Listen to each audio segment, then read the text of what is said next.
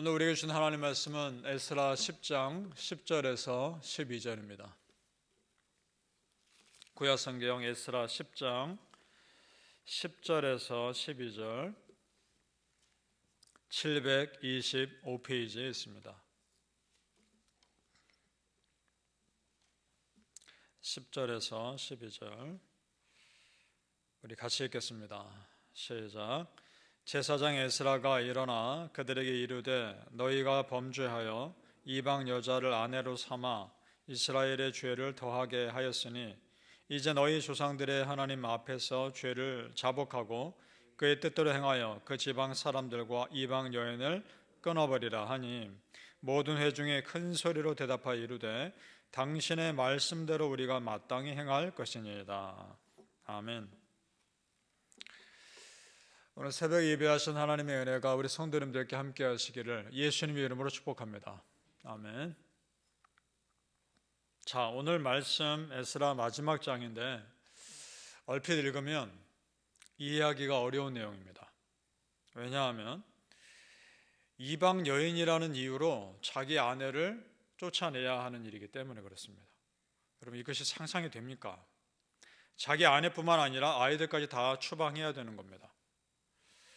너무 냉정해 보이고 한 가정을 강제로 헤어지게 하는 것처럼 보입니다.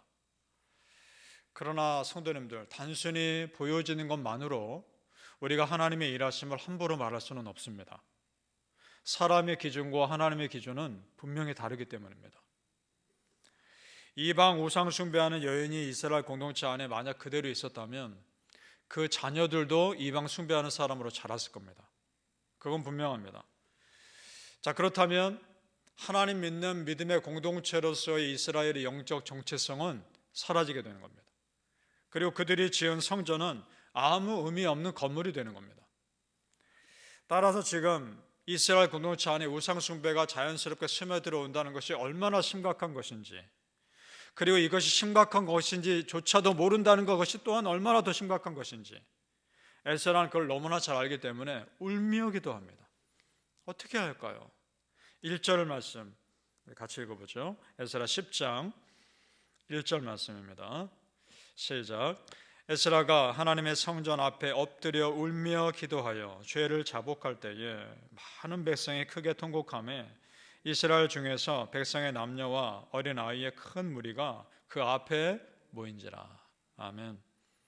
이러한 에스라의 통곡과 회개의 모습을 통해서 하나 둘씩 깨닫기 시작한 겁니다. 아, 우리가 살았던 삶이 당연한 삶이 아니었구나.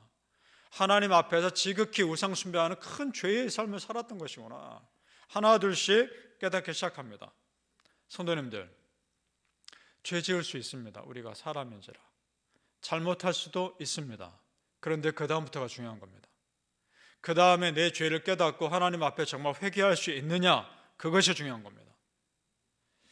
다행히도 이스라엘 백성들 하나 둘씩 죄를 깨닫고 에스라 앞에 나와서 자기의 죄를 이제 끊겠다라고 결단합니다.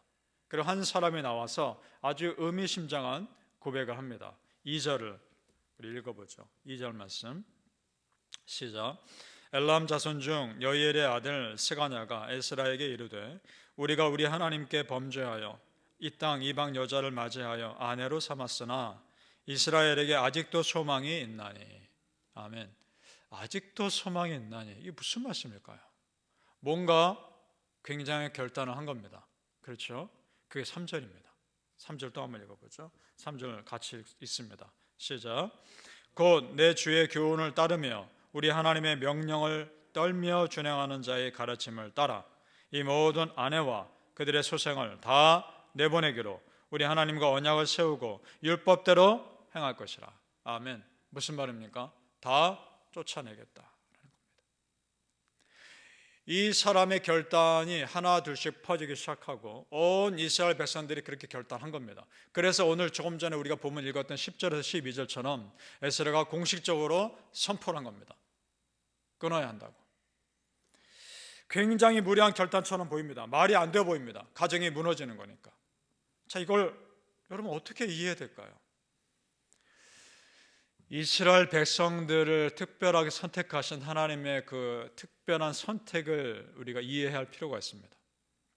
하나님께서 그 많은 민족 중에서 이스라엘 백성을 선택받은 민족으로 선택하셨을 때는 그들이 성별하길 원하셨던 겁니다. 성별은 거룩하게 구별되는 겁니다. 그러니까 이 말은 다른 민족과는 또 다른 엄격한 기준이 그들에게 적용된다는 겁니다. 이스라엘 백성들은 다른 민족과 달라야 했습니다. 그런데 그렇지 못했던 겁니다. 예를 들어 똑같은 죄를 지어도 하나님 믿는 백성에 대해서는 하나님이 더 엄벌하시는 겁니다. 세상 사람과 똑같은 죄를 짓고 사는 것을 절대로 허락하지 않으십니다. 하나님은. 성도님들, 우리 하나님의 은혜가 참 크죠. 참 큽니다. 동시에 우리가 하나님의 백성으로 거룩하게 살아야 할 삶의 무게도 참 큰 겁니다. 믿으십니까? 그래서 신약 성경에서 예수님이 우리에게 항상 말씀합니다. 너희 십자가를 지고 나를 따르라. 십자가의 무게가 큰 겁니다. 성도님들, 우리는 적당히 예수 믿는 사람 아닙니다. 우리는 적당히 예배드리는 사람들 아닙니다. 왜냐하면 예수님이 나를 적당히 구원한 것이 아니기 때문입니다. 당신의 목숨까지 내걸며 우리를 구원하셨지 않습니까? 어떻게 적당히 믿습니까? 그만큼의 각오로 우리가 예수님 믿어야 하는 겁니다. 믿으십니까? 아멘. 하나님 믿는 사람과 믿지 않는 사람에 대한 하나님의 기대치는 차원이 다릅니다. 초신자와 믿음이 오래된 사람의 차이점을 예로 들어보죠. 초신자들은 실수해도 하나님이 그래도 좀 넘어가 주시는 게 있습니다. 그럼 그렇지 않습니까?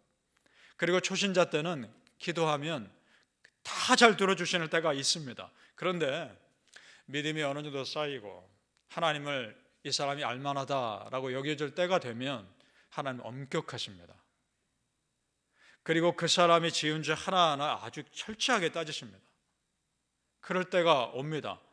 이것이 참 부담이 됩니다. 그런데 그것은 하나님께서 나를 그만큼 성숙한 신앙인으로 인정한다는 사인이기도 한 겁니다. 믿으십니까? 사랑하는 성도님들, 적당한 믿음에서 벗어나서 할 수 있는 한 철저하게 하나님 믿으시기를 예수님의 이름으로 축복합니다. 아멘. 오늘 말씀 얼핏 보면 하나님 참 냉정하시다라고 여겨질 수 있습니다. 그런데 내용을 자세히 볼 필요가 있습니다. 이 안에 은혜가 있기 때문에 그렇습니다.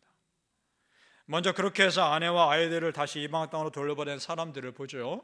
17절 말씀 봅니다. 제가 읽겠습니다. 17절 말씀입니다. 첫째 달 초하루에 이르러 이방 여인을 아내로 맞이한 자의 일 조사하기를 마치니라. 자, 그런 사람 몇 명인가 쭉 조사를 해본 겁니다. 그랬더니 18절에 다 읽지 않고 앞부분만 보죠. 제사장의 무리 중에 라고 되어 있습니다. 그 다음에 23절 앞부분을 보십시오. 23절입니다. 레위 사람 중에서는 이렇게 되어 있습니다.